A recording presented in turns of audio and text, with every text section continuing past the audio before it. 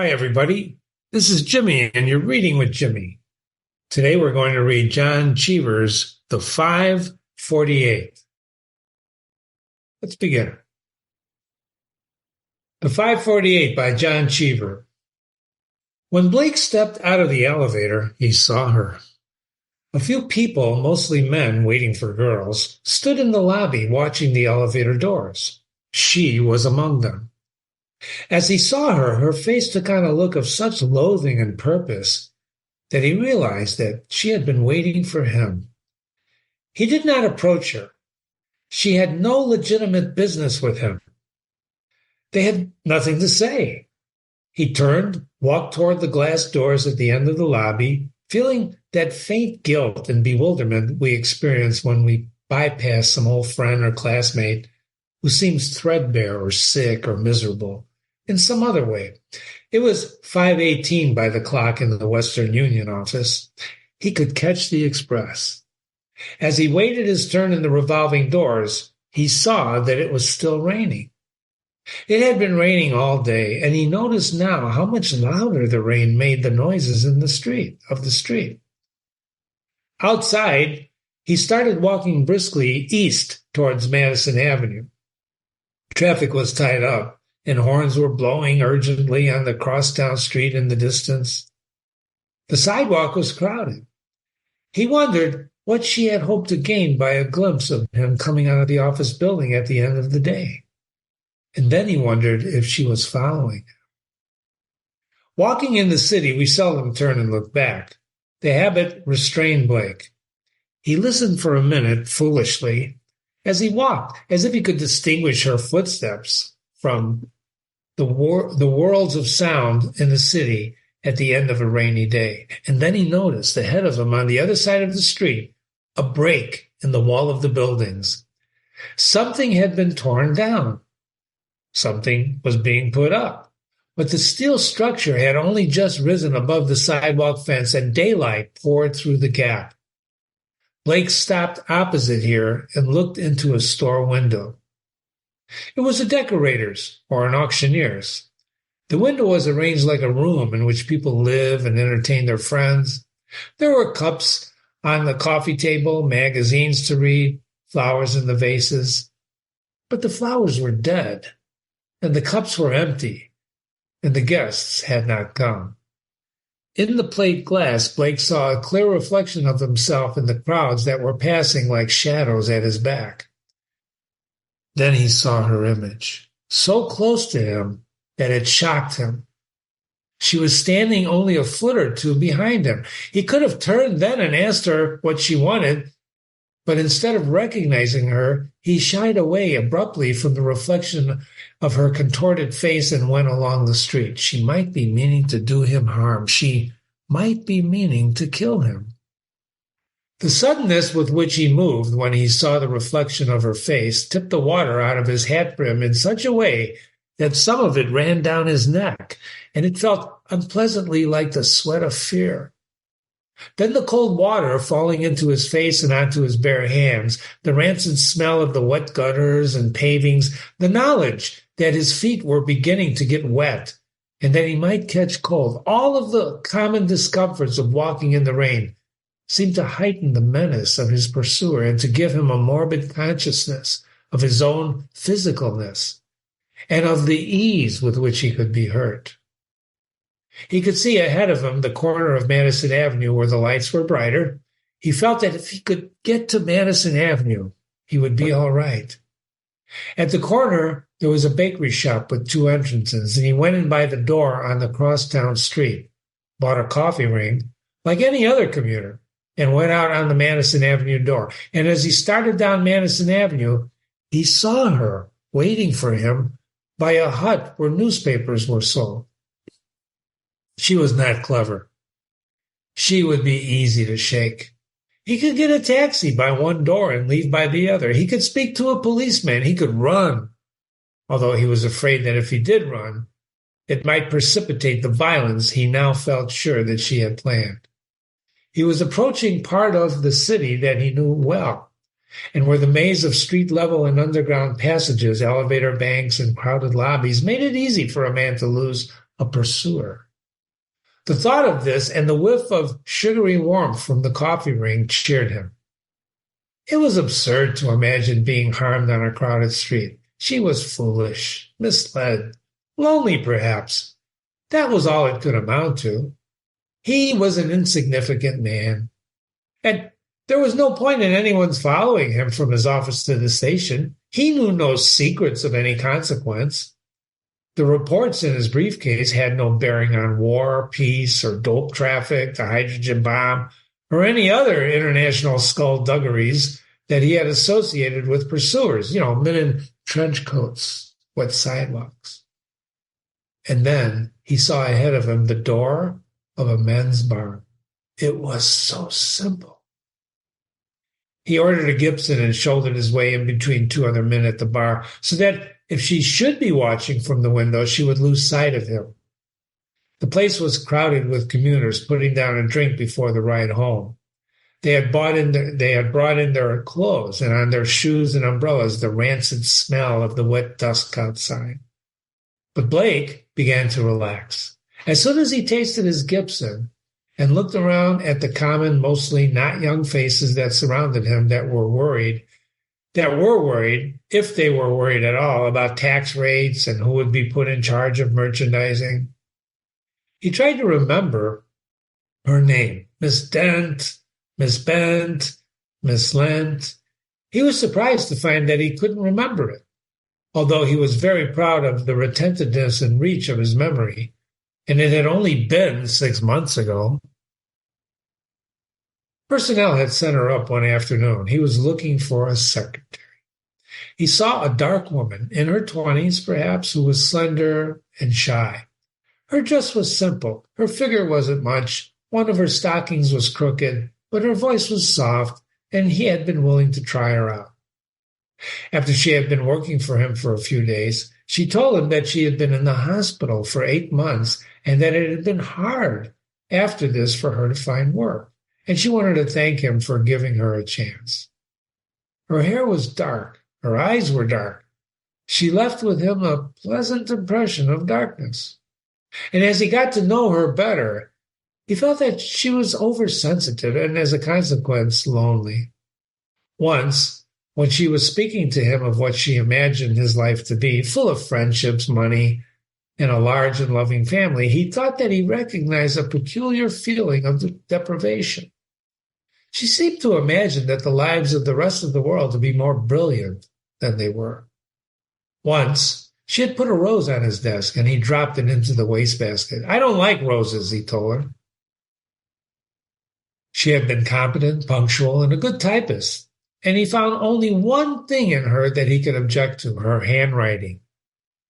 He couldn't associate the crudeness of her handwriting with her appearance. He would have expected her to write in rounded backhand, and in writing there were intermittent traces of this, but it was mixed with a clumsy printing. Her writing gave him the feeling that she had been a victim of some emotional conflict that had in its violence broken the continuity of the lines that she was able to make on paper. And when she had been working for him for 3 weeks, no longer, they stayed late one night, and he offered after work to buy her a drink. "If you really want a drink," she said, "I have some whiskey at my place." She lived in a room that seemed to him like a closet.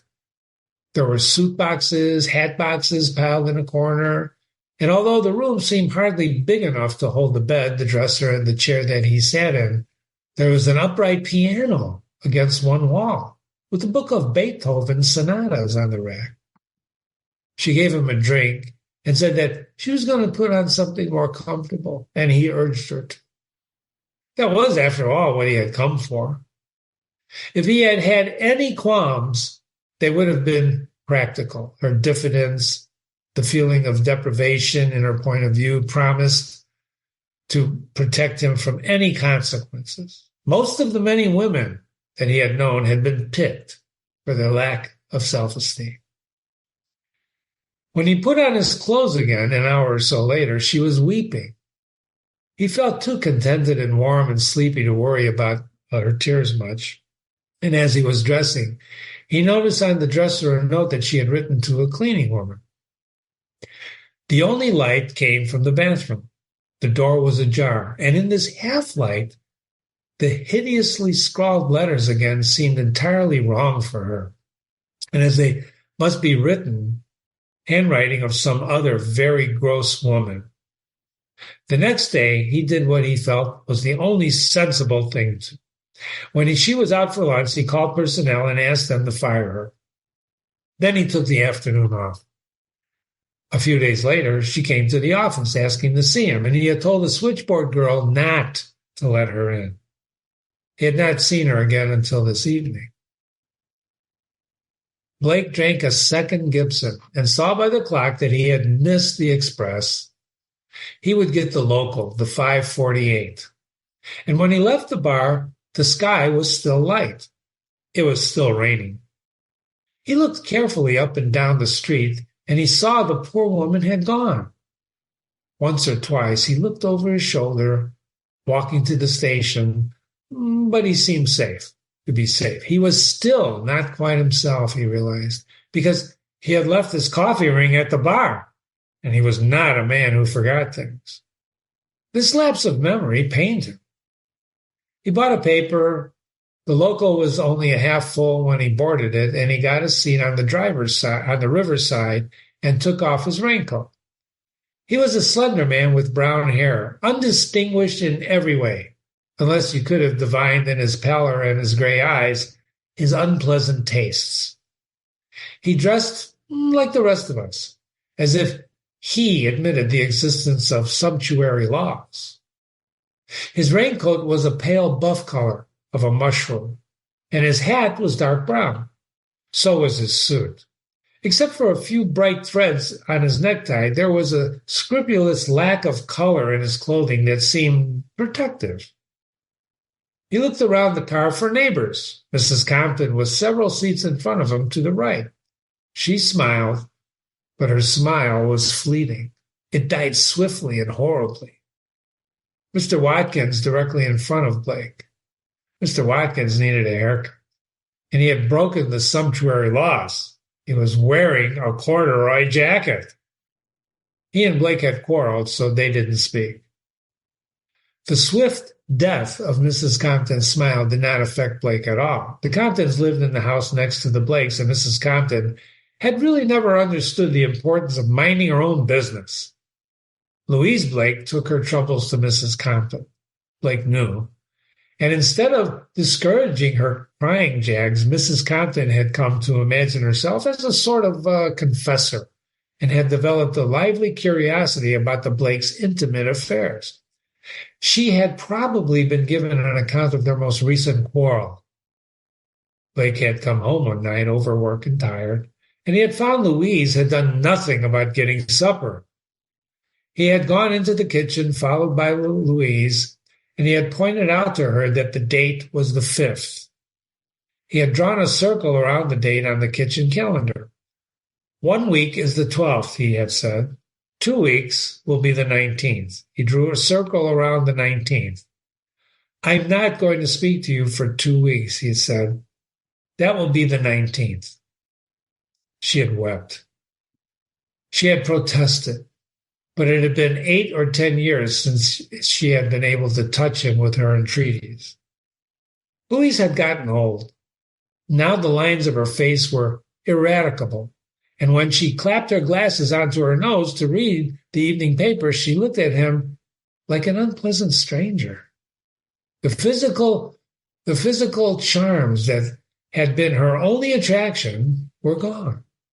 It had been 9 years since Blake had built a bookshelf in the doorway that connected the rooms and had fitted into the bookshelf wooden doors that could be locked, since he did not want the children to see his books. But their prolonged estrangement didn't seem remarkable to Blake. He had quarreled with his wife. So does every other man born of woman. It's human nature. In any place where you can hear their voices, a hotel courtyard, an air shaft, a street on a summer evening, you're going to hear harsh words. The hard feeling between Blake and Mr. Watkins had also to do with Blake's family. But it was not as serious as the troublesome as what lay behind Mrs. Compton's fleeting smile. The Watkinses rented.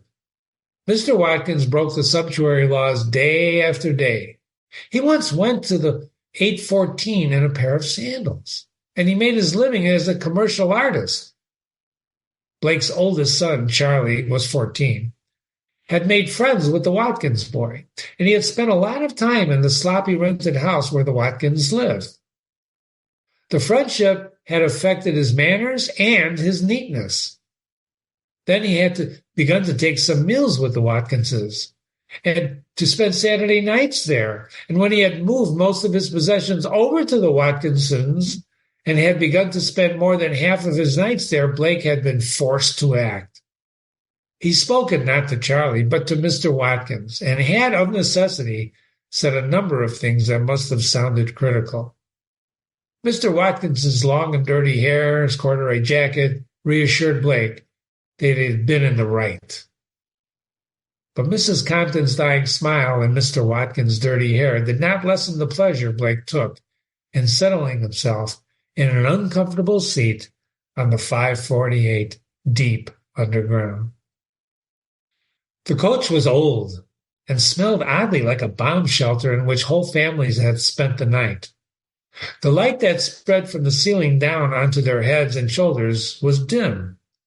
The filth on the window glass was streaked with rain from some other journey, and the clouds of rank pipe and cigarette smoke had begun to rise from behind each newspaper. But it was a scene that meant to Blake that he was on a safe path after his brush with danger. Even a little warmth toward Mrs. Compton. He even felt a little warmth towards Mrs. Compton and Mr. Watkins. The train travels up from underground into the weak daylight and the slums of the city reminded Blake vaguely of the woman who had followed him. To avoid speculation or remorse about her, he turned his attention to the evening paper. Out of the corner of his eye, he could see the landscape. It was an industrial and, at that hour, sad. There were machine sheds and warehouses, and above these he saw a break in the clouds, a piece of yellow light. "Mr. Blake," someone said. He looked up. It was she. She was standing there holding one hand on the back of the seat to steady herself in the swaying coach. He remembered her name then, Miss Dent. "Hello, Miss Dent," he said. "Do you mind if I sit here?" "I guess not." "Thank you. It's very kind of you. I don't like to inconvenience you like this. I don't want to." He had been frightened when he looked up and saw her, but her timid voice rapidly reassured him. He shifted his hands, that futile and reflective gesture of hospitality, and she sat down. She sighed. He smelled her wet clothing. She wore a formless black hat with a cheap crest stitched into it. Her coat was thin cloth, he saw, and she wore gloves and carried a large pocketbook. "Are you living out in this direction now, Miss Dent?" "No." She opened her purse and reached for her handkerchief. She had begun to cry. He turned his head to see if anyone in the car was looking, but no one was. He had sat beside 1,000 passengers on the evening train. He had noticed their clothes, their holes in their gloves, and if they fell asleep and mumbled, he had wondered what their worries were. He had classified almost all of them briefly before he buried his nose in the paper, and he had marked them as rich, poor, brilliant, or dull, neighbors or strangers, but no one of the 1,000 had ever wept. When she opened her purse, he remembered her perfume. It had clung to his skin the night he went to her place for a drink. I've been very sick," she said. "This is the first time I've been out of bed in 2 weeks. I've been terribly sick." "I'm sorry that you've been sick, Miss Dent," he said in a voice loud enough to be heard by Mr. Watkins and Mrs. Compton. "Where are you working now?" "What? Where are you working now?" "Oh, don't make me laugh," she said softly. "I don't understand." "You poisoned their minds." He straightened his back and braced his shoulders. These wrenching movements expressed a brief and hopeless longing to be in some other place. She meant trouble. He took a breath. He looked with deep feeling at the half-filled, half-lighted coach to affirm his sense of actuality, of a world in which there was not much bad trouble at all. And then he was conscious of her heavy breathing and the smell of her rain-soaked coat. The train stopped. A nun and a man in overalls got off. And when it started again, Blake put on his hat and reached for his trench coat. "Where are you going?" she said. "I'm going up to the next car." No, she said. No. She put her white face so close to his ear that he could feel her warm breath on his cheek. "Don't do that," she whispered. "Don't try and escape me. I have a pistol, and I'll have to kill you, and I don't want to. All I want to do is talk with you. Don't move, or I'll kill you. Don't. Blake sat back abruptly in his seat. If he had wanted to stand and shout for help, he would not have been able to. His tongue had swelled to twice its size, and when he tried to move it, it stuck horribly to the roof of his mouth. His legs were limp. All he could think of to do was to wait for his heart to stop its hysterical beating so that he could judge the extent of his danger. She was sitting a little sideways, and in her pocketbook, was the pistol aimed at his belly. "You understand me now, don't you?" she said. "You understand I'm serious?" He tried to speak, but he was still mute. He nodded his head. "Now, we'll sit quietly for a little while," she said. "I got so excited that my thoughts are all a little confused. We'll sit quietly for a little while until I can get my thoughts in order again." Help would come, Blake thought. It was only a question of minutes. Someone, noticing the look on his face and her peculiar posture, would stop and interfere, and it would all be over. All he had to do was just wait until someone noticed his predicament. Out of the window, he saw the river and the sky. The rain clouds were rolling down like a shutter, and while he watched, a streak of orange light on the horizon became brilliant, and its brilliance spread. He could see it move across waves until it ranked the banks of the river with a dim firelight. Then it was put out. Help would come in a minute, he thought. Help would come before they stopped again. But the train stopped, and there were some comings and goings, and Blake still lived on at the mercy of a woman beside him. The possibility that help might not come was one that he could not face. The possibility that his predicament was not noticeable, that Mrs. Compton would guess that he was talking to a poor relation out to dinner at Shady Hill or something that he would think about later. And then the saliva came back into his mouth and he was able to speak. "Miss Dent?" "Yes." "What do you want?" "I want to talk with you." "You can come to my office." "Oh, no. I went there every day for 2 weeks." "You can make an appointment." "No," she said. "I think we can talk here. I wrote you a letter, but I've been too sick to go out and mail it. I've put down all my thoughts. I like to travel. I like trains. One of my troubles has always been that I could never afford to travel. I suppose you see this scenery every night and you don't notice it anymore, but it's really nice for someone who's been in bed a long time. They say that he's not in the river and the hills, but I think he is.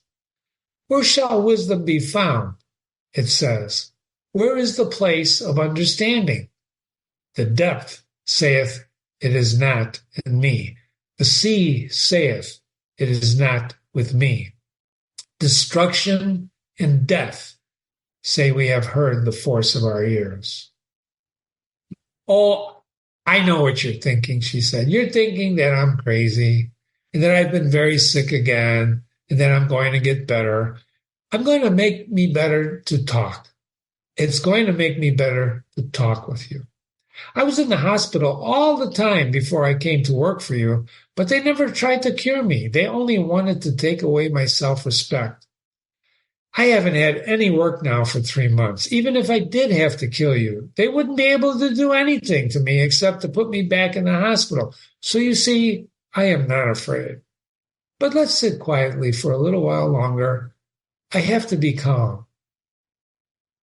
The train continued its halting progress up the bank of the river, and Blake tried to force himself to make some plans for escape. But the immediate threat to his life made this difficult, and instead of planning sensibly, he thought of the many ways in which he could have avoided her in the first place. As soon as he felt these regrets, he realized their futility. It was like regretting his lack of suspicion when he first mentioned her months in the hospital. It was like regretting his failure to have been warned by her shyness, her diffidence, and the handwriting that looked like the marks of a claw. There was no way now of rectifying his mistakes, and he felt, perhaps for the first time in his mature life, the full force of regret. Out of the window, he saw some men fishing on the nearby dark river, and then a ramshackle boat club that seemed to have been nailed together out of a scrap of wood that they had washed up on the shore. Mrs. Watkins had fallen asleep. Mr. Watkins, pardon me. He was snoring. Mrs. Compton read her paper. The train creaked, slowed, halted infirmly at another station. Blake could see the southbound platform, where a few passengers were waiting to go into the city. There was a workman with a lunch pail, dressed-up woman, and a man with a suitcase. They stood apart from one another. Some advertisements were posted on the wall behind them. There was a picture of a couple drinking a toast and wine, picture of a cat's paw rubber heel, and a picture of a Hawaiian dancer. Their cheerful intent seemed to go no farther than the puddles of water on the platform and to expire there. The platform and the people on it looked lonely. The train drew away from the station into the scattered lights of the slum and then into the darkness of the country and the river.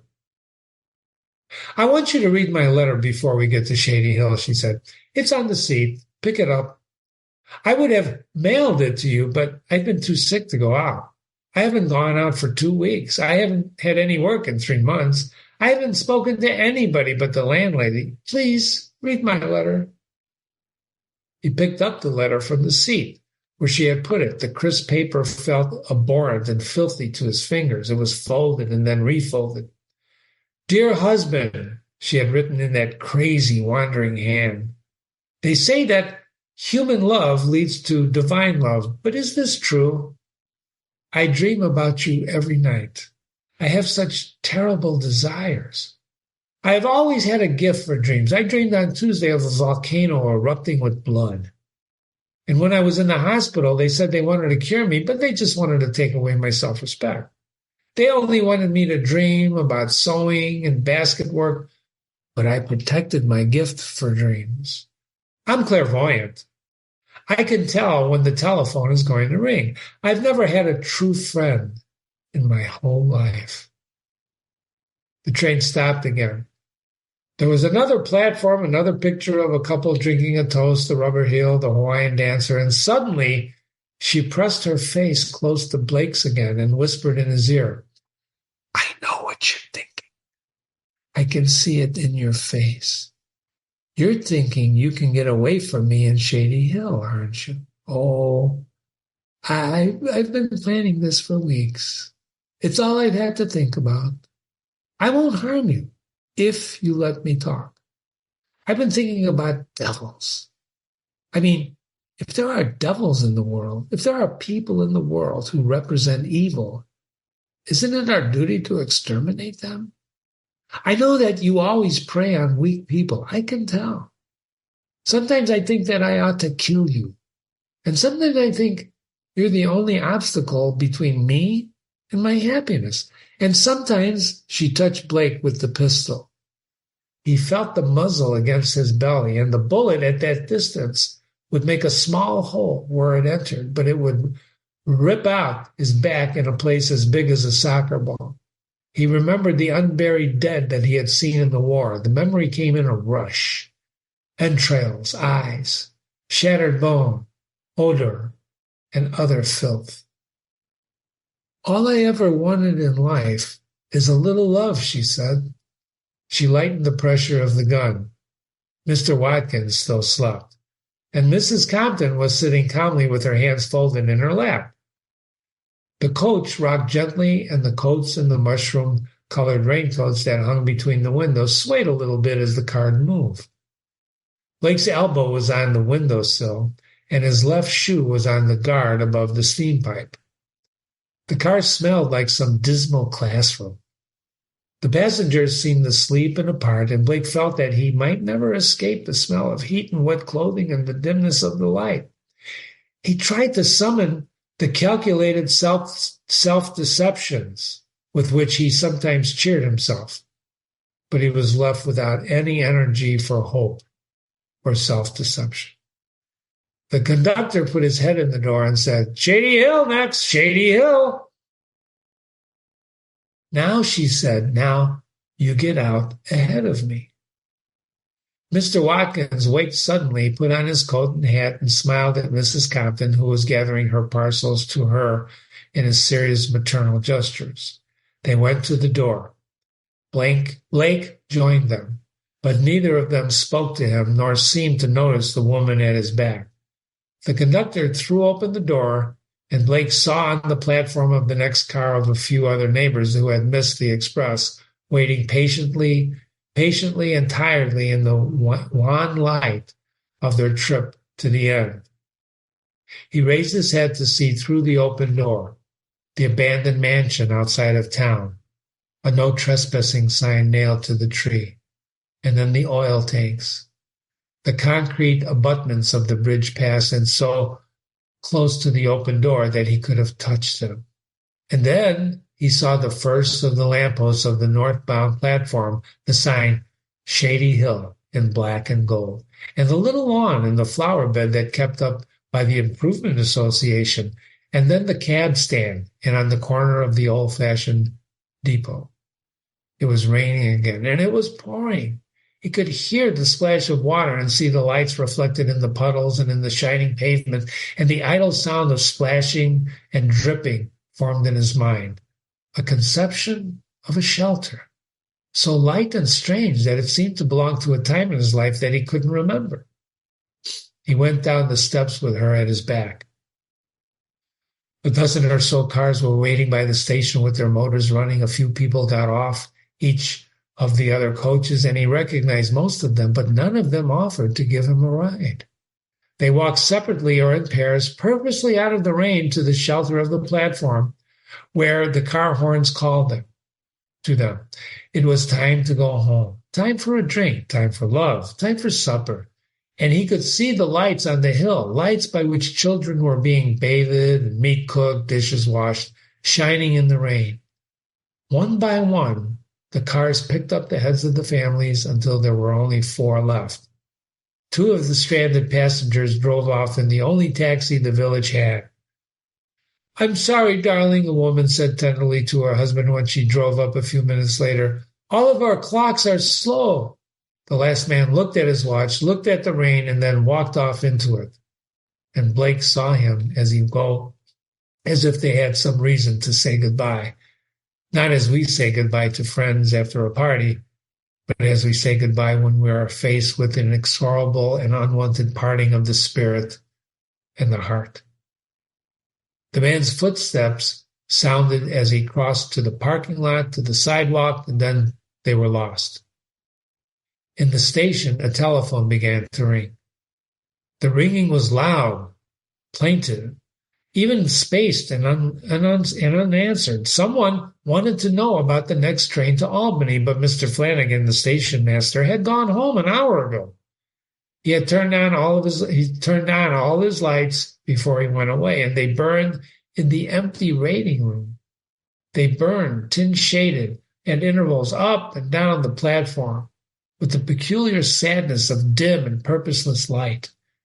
They lighted the Hawaiian dancer, the couple drinking, and the rubber hill. "I've never been here before," she said, "and I thought it would look different. I didn't think it would look so shabby. Let's get out of the light. Go over there." His legs felt sore. All his strength gone. Go on, she said. North of the station there was a freight house and a coal yard, and an inlet where the butcher and the baker and the man who ran the service station moored the dinghies from which they fished on Sundays, sunk now to the gunwales with the rain. As he walked toward the freight house, he saw a movement on the ground and heard a scraping sound, and then he saw a rat take its head up out of a paper bag and regard him. The rat seized the bag in its teeth and dragged it into the culvert. Stop, she said. Turn around. I had to feel sorry for you. Look at your poor face. But you don't know what I've been through. I'm afraid to go out in the daylight. I'm afraid the blue sky will fall down on me. I'm like a poor chicken licking. I only feel like myself when it begins to get dark.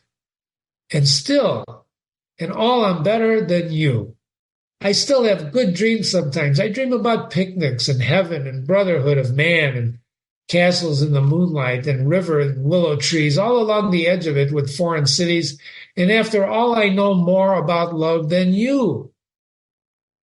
He heard from the dark river the drone of an outboard motor, a sound that drew slowly behind it across the dark water, such a burden of clear, sweet memories of gone summers and gone pleasures that it made his flesh crawl.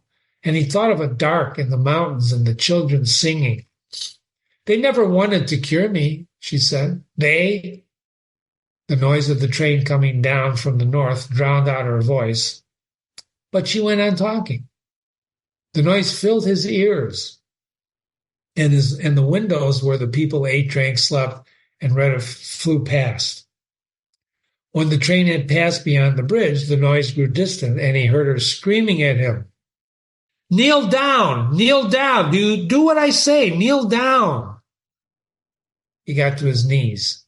He bent his head. There, she said. You see? If you do what I say, I won't harm you.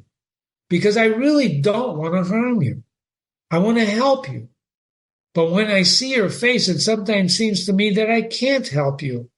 Sometimes it seems to me that if I were good and loving and sane, much better than I am, sometimes it seems to me that if I were all these things and young and beautiful too, and if I called to show you the right way, you wouldn't heed me.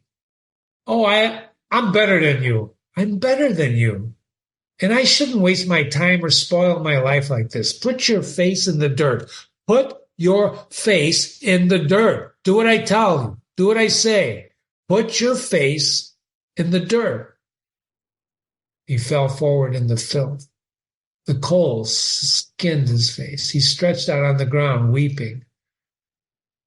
Now I feel better, she said.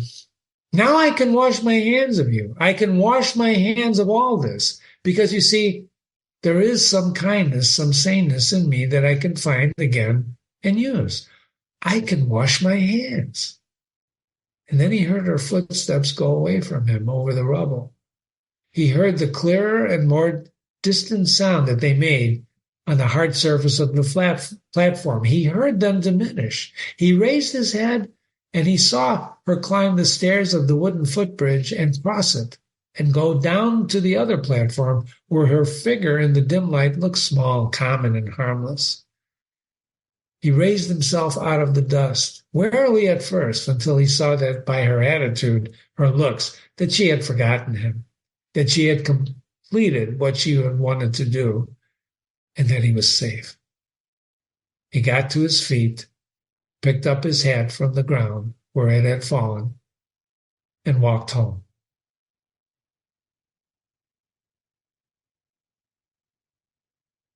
You've been reading with Jimmy. Wow, John Cheever's 548. What a story. Learn more by watching our video analysis of this story. Read some more when you're reading with Jimmy. It's readingwithjimmy.com. And if you have an email, if you have a question, email me, Jimmy@readingwithjimmy.com, Jimmy@readingwithjimmy.com. Thanks for reading. Bye.